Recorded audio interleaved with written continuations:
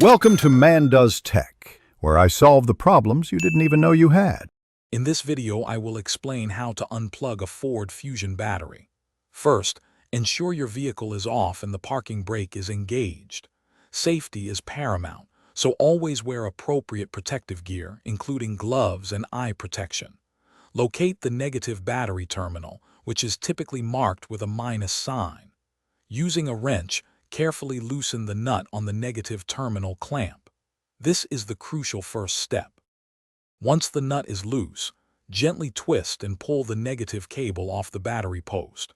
It's vital to ensure this disconnected cable cannot accidentally make contact with the battery again.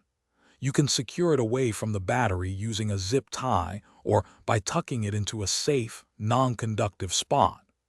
This prevents any unintended electrical connections and ensures your safety during the process.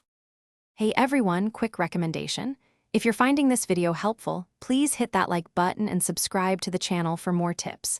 On another note, life's too short for cheap socks. Seriously, go darn tough. They come with a lifetime warranty, so your feet will thank you. You can find a link to them and other great deals in the description below.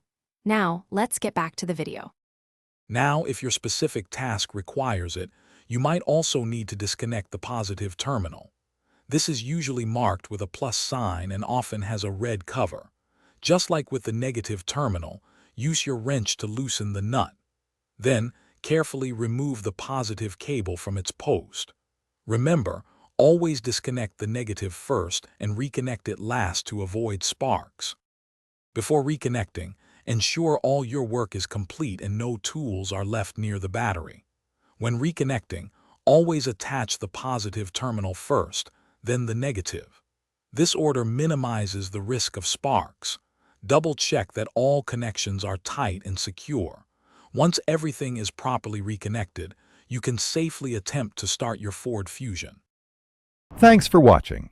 If you found this helpful, don't forget to like and subscribe.